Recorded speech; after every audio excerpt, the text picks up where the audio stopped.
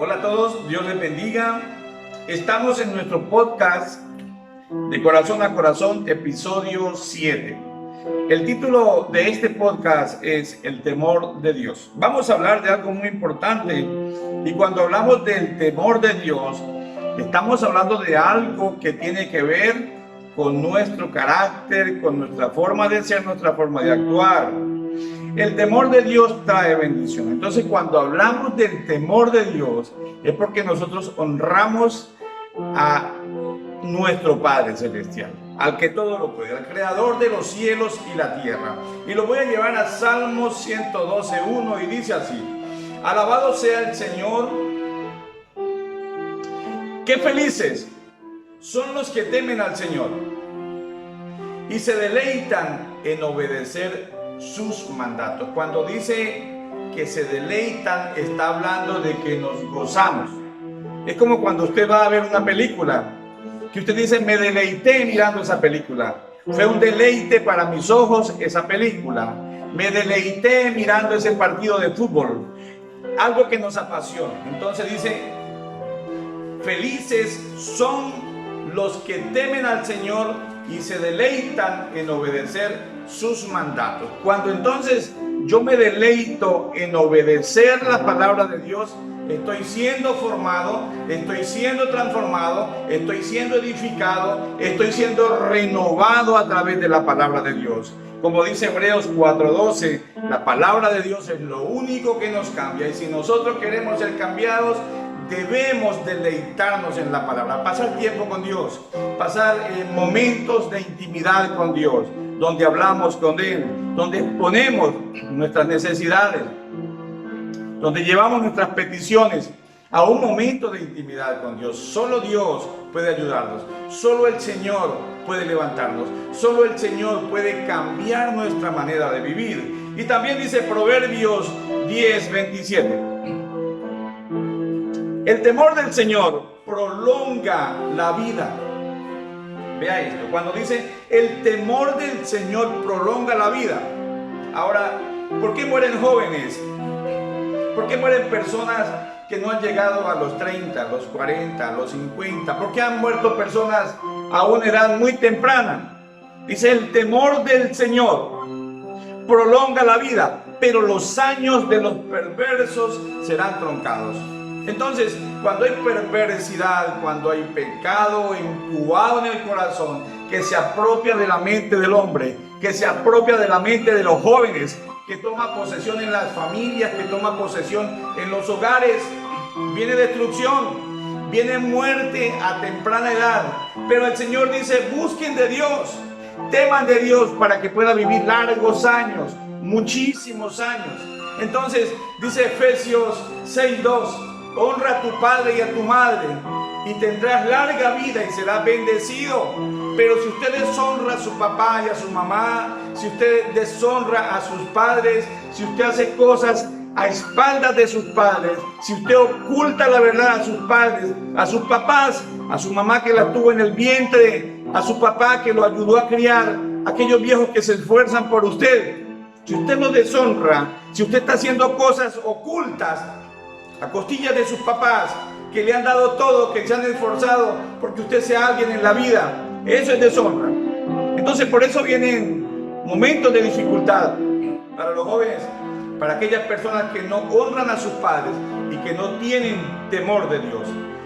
¿Por qué deshonra a su papá y a su mamá? Porque no tiene temor de Dios, porque nunca le inculcaron el temor de Dios. Pero hoy yo le hablo del temor de Dios. Es un temor que trae bendición, que trae larga vida, que trae prosperidad, que trae paz. Y vamos a ir también a Salmos 145:19 y dice así: Él, estoy hablando del Señor, concede los deseos de los que le temen. De pronto usted dice: bueno, yo he orado, yo he pedido al Señor, he clamado a Dios, pero Él no me oye, no me responde. Dice: oye sus gritos de auxilio y los rescata. Pero debo tener temor de Dios.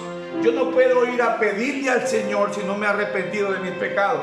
Yo no puedo salirle con una lista de peticiones a Dios si no me he humillado primero delante de Él, si no he arreglado mi situación con Dios.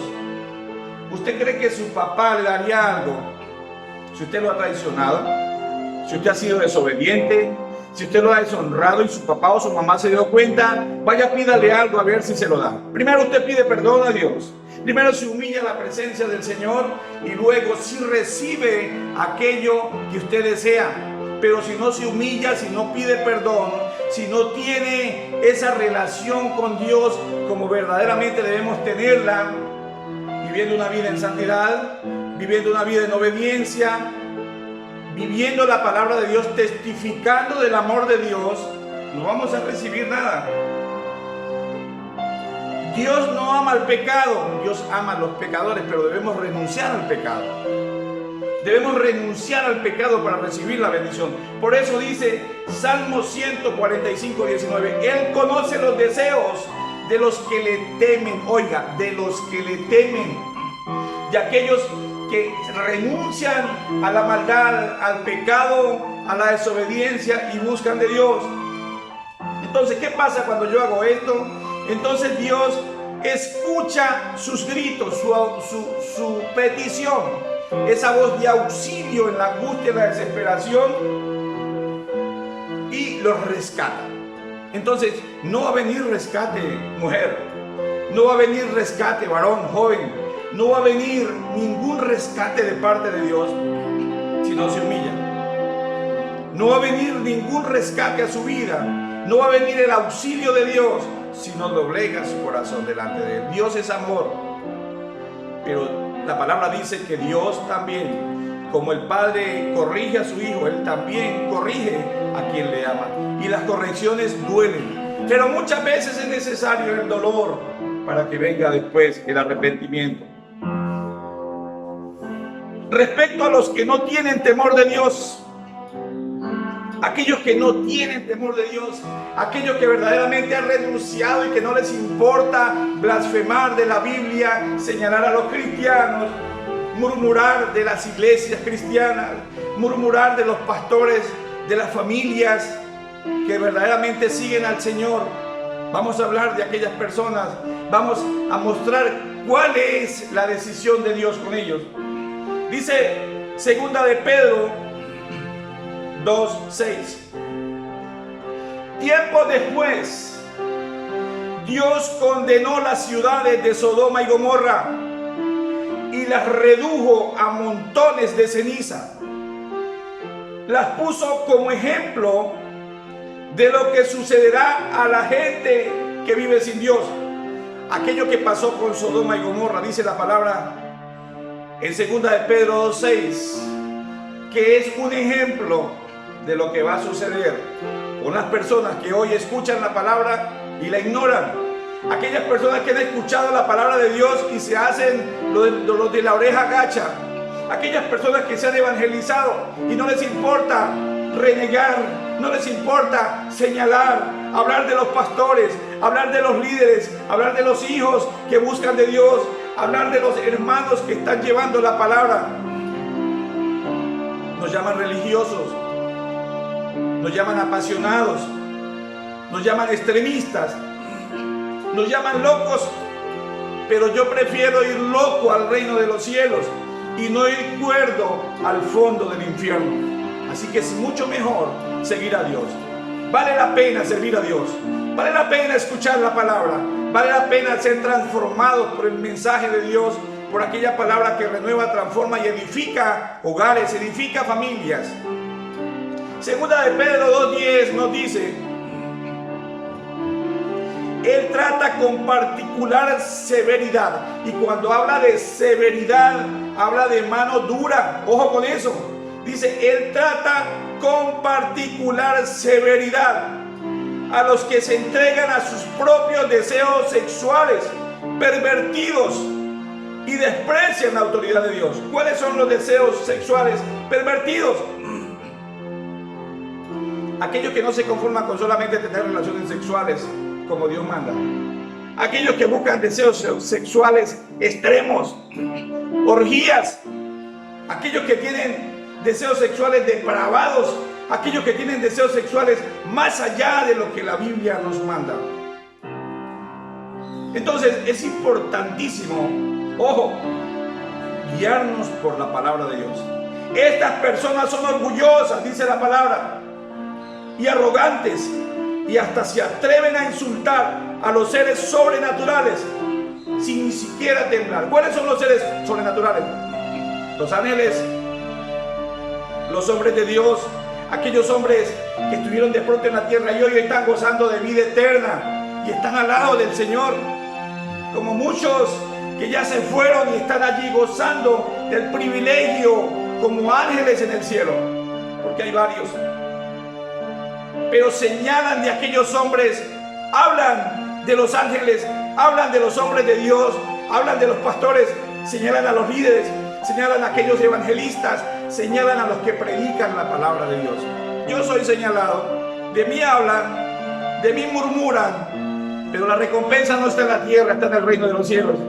Y hay de aquellos, dice la palabra, que se mete con el más pequeñito de los míos. Dice, le será mejor amarrarse una piedra al cuello y mandarse al fondo del mar.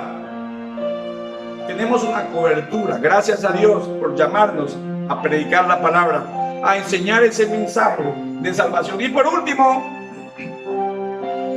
quiero cerrar, porque es que el temor de Dios vale la pena sentirlo y vivirlo. Dice Proverbios 1:7.